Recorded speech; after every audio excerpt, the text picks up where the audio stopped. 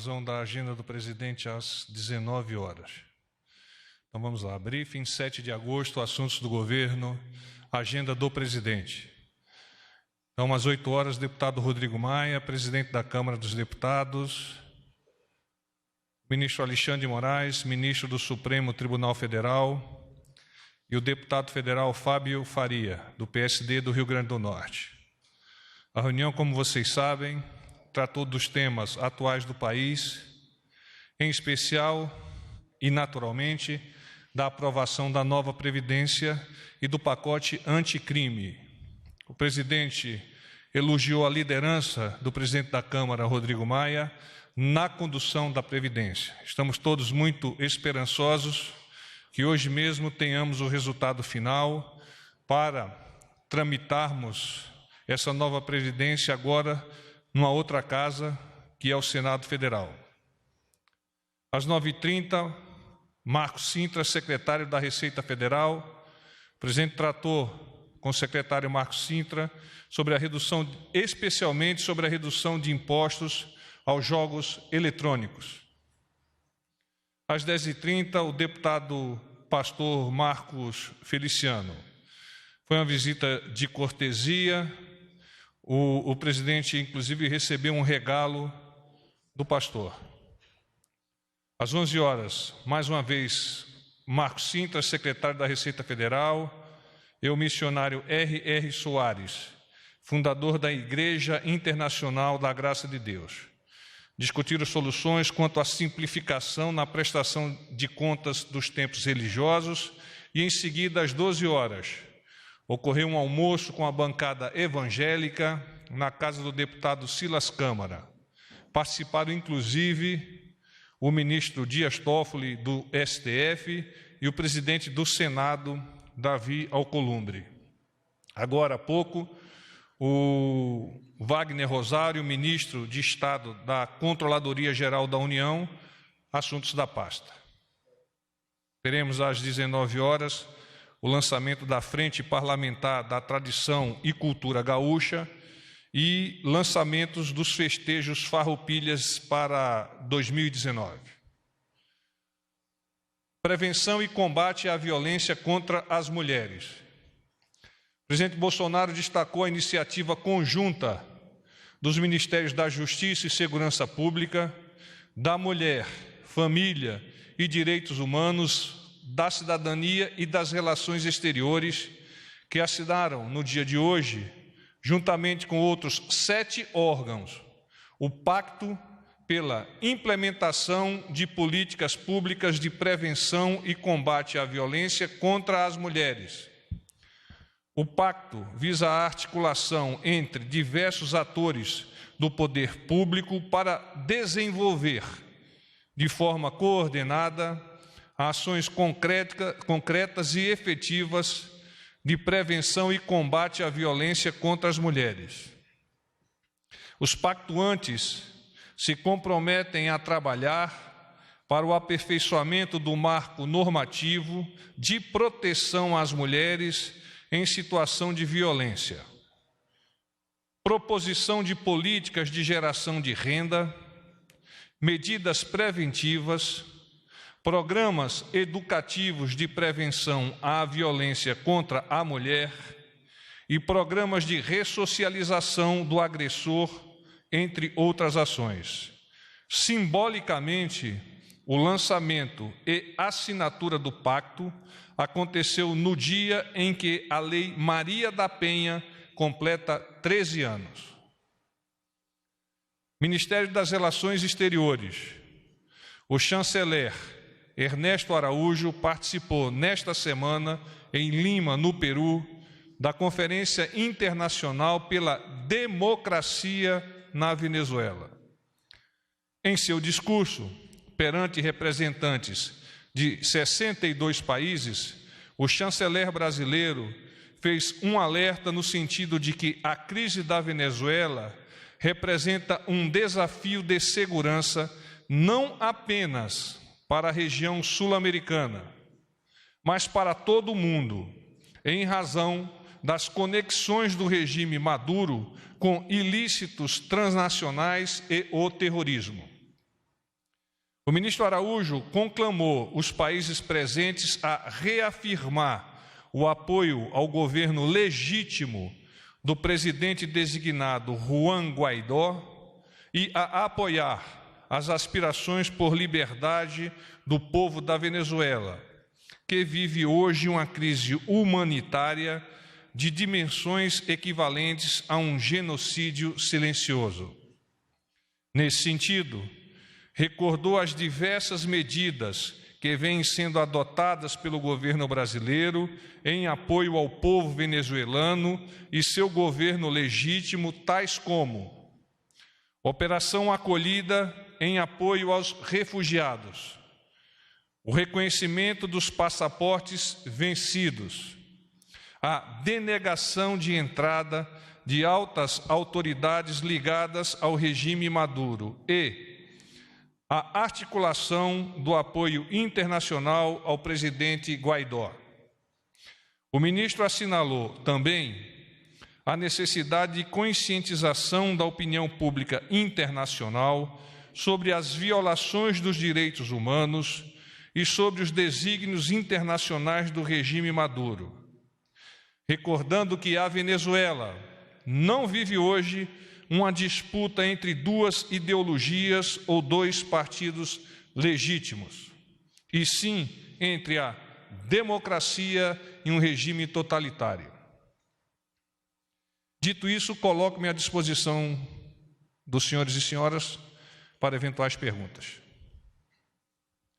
Porta-voz, boa tarde. Ricardo Dalla Coleta, da Folha de São Paulo. Ricardo. Ontem nós conseguimos te atender depois da... Perfeitamente, muito obrigado. Obrigado. O que eu queria lhe perguntar sobre o almoço do presidente Bolsonaro com a bancada evangélica. Lideranças evangélicas nesse almoço pleitearam questões tributárias junto ao governo para que algumas medidas que as lideranças evangélicas consideram importantes, de simplificação tributária, enfim, mudanças de como em multas que as igrejas recebem, fizeram esse pleito para que, inclusive, fosse colocado na proposta de reforma tributária do governo. Eu queria saber qual é a posição do governo em relação a isso, se o presidente vai atender essa demanda da bancada evangélica, considerando aí que são aliados de primeira hora do governo e foram importantes para a eleição do presidente. Muito obrigado. Presidente, muito obrigado por sua pergunta. O presidente é aberto às demandas e às necessidades desse grupo tão especial para a sua eleição. Não obstante, mantém em nível de estudo quaisquer eventuais modificações sob o ponto de vista tributário. Nós ainda não temos nenhuma posição firmada por parte do presidente e, obviamente, tampouco por parte do Ministério da Economia. Quando a tivermos, nós teremos o maior prazer de elevar a cada um de vocês. Porta-voz, boa tarde. Letícia Casado, do New York Times. Tudo bom, Letícia? Tudo bom. A gente tem 3 questões sobre... Fala um pouco mais próximo do... Isso, obrigado. O senhor me escuta agora? Agora sim. Tá. A primeira questão é sobre Itaipu e a crise no Paraguai. Segundo o jornal ABC Color, o então embaixador paraguaio em Brasília teria sido convocado ao Palácio do Planalto em junho. Com quem que ele se reuniu, qual que foi o teor dessa conversa e qual que foi a atuação do presidente Bolsonaro no acordo de Itaipu? E aí tem 2 outras questões sobre meio ambiente. Primeiro... Vamos então a Itaipu. Então, trata-se especialmente sobre beneficiamento... perdão. No caso específico do assunto que você nos elevou, nós já estamos, por meio do ministro das Relações Exteriores, o Ernesto Araújo, das Minas e Energia, o Almirante Bento, e do diretor-geral de Itaipu, o general Silvio Luna, abastecendo o presidente com as informações necessárias para que ele, a partir dessas informações, possa direcionar qual é o posicionamento do Brasil. Não obstante, como já dito em briefs anteriores, o presidente entende que é necessário que nós tenhamos um entendimento o mais rápido possível e um entendimento que possa acolher as percepções de ambos os países num ponto tão importante quanto a distribuição da energia de Itaipu. As questões relativas a comunicados e a reportagens do ABC Color, o presidente não comenta. Sobre meio ambiente, o O Planalto considera a possibilidade de que os produtos brasileiros sofram boicote no mercado internacional por causa do aumento do desmatamento na Amazônia? Nós não temos expectativa nesse sentido.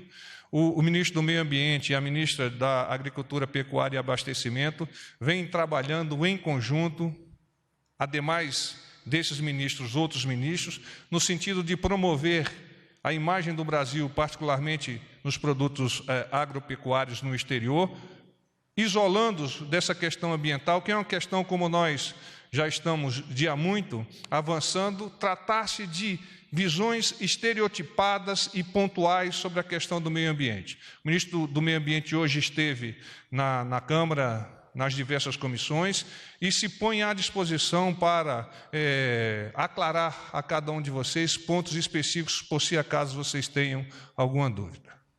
Tá, e uma última pergunta, inclusive sobre a coletiva da semana passada, em relação do meio ambiente. O presidente falou que a cúpula do INPE deveria ter avisado sobre os dados de desmatamento, no caso ele se referia aos dados de junho. Por que o governo precisa ser avisado, já que o número é um resultado de uma conta e não pode ser alterado? E se o governo pretende censurar a divulgação dos dados? Essas questões dos números têm sido muito bem colocadas pelo ministro astronauta Marcos Pontes, igualmente com o ministro do Meio Ambiente, Ricardo Salles.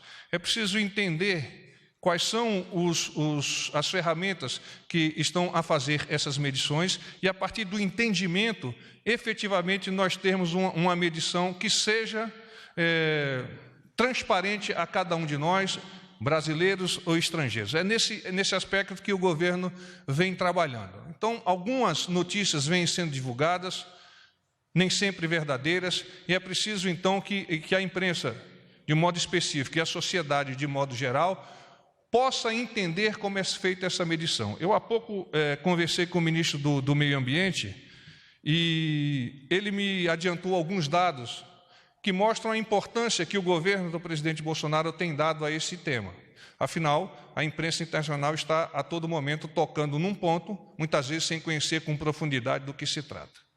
Então, o Ministério do Meio Ambiente está em contato com os governadores dos estados da região amazônica, com o objetivo de solicitar que cada estado elabore os estudos a respeito das zonas econômicas ecológicas, as chamadas ZEE. Esse estudo deve trazer propostas para o desenvolvimento sustentável, com especial atenção aos cuidados ambientais. Então, não adianta radicalismos ambientais que não venham atender às demandas sociais. Então, o conjunto de cuidados ambientais com preocupação social é que faz com que o país possa avançar.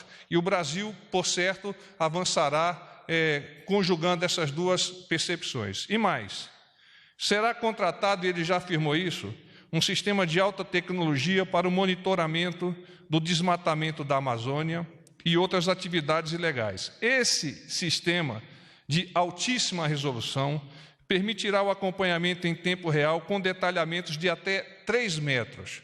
Então, muito mais importante do que operações espraiadas, sem um ponto focal aonde nós vamos colocar o nosso poder de combate, e nós temos a possibilidade de que a tecnologia venha somar-se à possibilidade de fiscalizar efetivamente. E esse produto que está sendo contratado, comprado, não sei exatamente o termo, pelo Ministério do Meio Ambiente, vai auxiliar nesse processo, porque, como dito há pouco, nós temos sim uma preocupação perene, efetiva com o meio ambiente, associado à importância que damos ao desenvolvimento da sociedade, desenvolvimento social.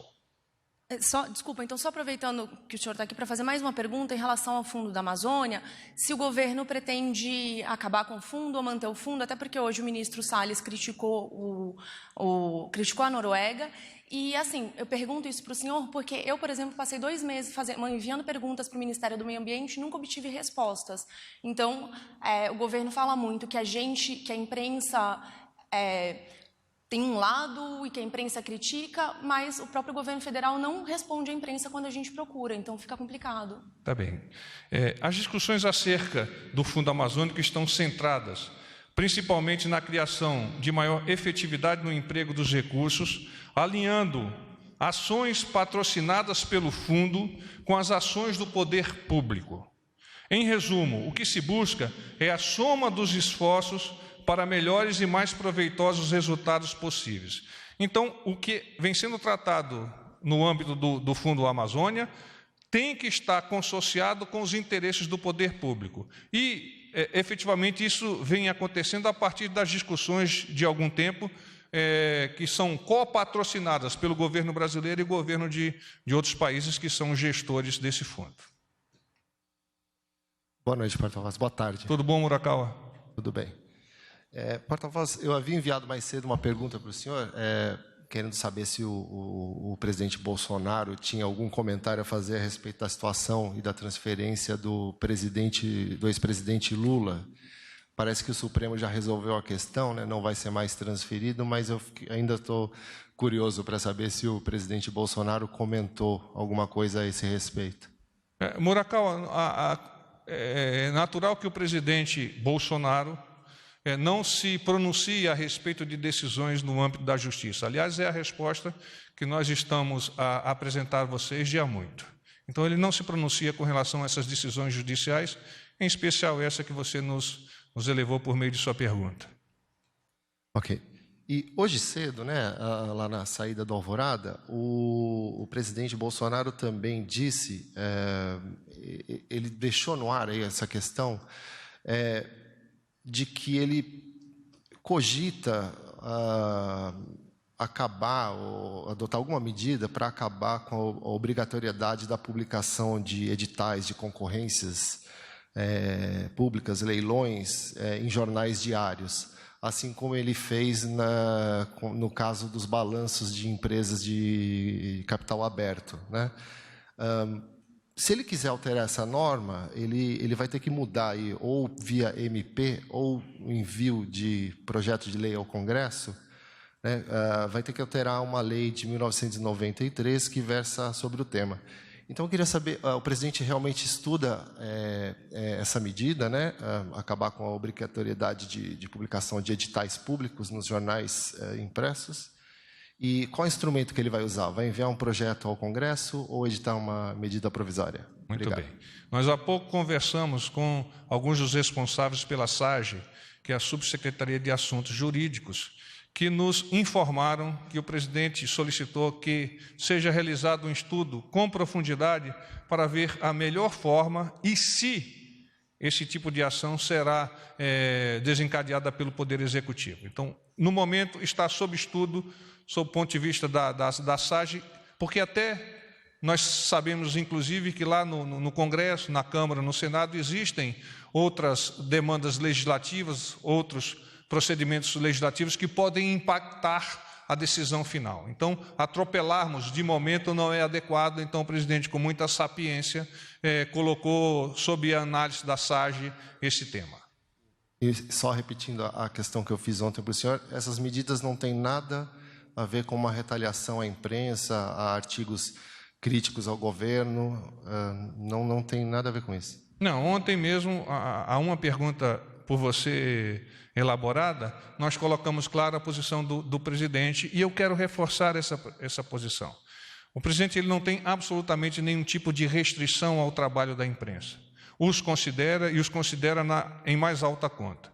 Não obstante, é natural que ataques, muitas vezes pontuados e sob pontos que não têm a veracidade necessária para ser elevada à sociedade, o tocam emocionalmente. Então, nesse contexto, o presidente muitas vezes se posiciona de uma forma contrária a essas exposições de alguns órgãos de imprensa. Mas, no todo, o presidente os respeita e vem valendo-se e utilizando-se da imprensa como tradutor para apresentar os projetos do governo. Quantas e quantas vezes o presidente já não se postou, já se posicionou por meio dos cafés da manhã com jornalistas, por meio dos quebra-queixos? Ele está sempre aberto a vocês. É praticamente impossível que vocês coloquem o presidente como uma pessoa que não está aberta à imprensa. Obrigado, perdão. Mais alguém?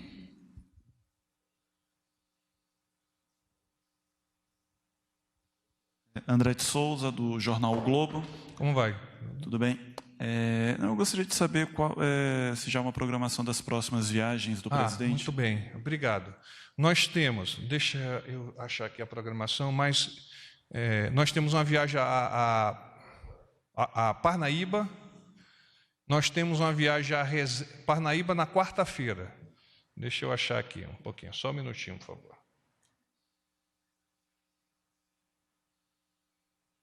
Nós temos então a Parnaíba, nós temos uma viagem a Resende no sábado e após a viagem a Resende nós temos uma ida a Barretos, aquele festival lá de Barretos, o presidente participará também. Resende é a entrega do Espadim, que é uma formatura muito simbólica da Academia Militar das Agulhas Negras, onde os cadetes do primeiro ano recebem uma representação do sabre de Caxias, o patrono do Exército, e o portam enquanto cadetes até a substituição pela espada. Mais alguma pergunta? Paz e bem para vocês.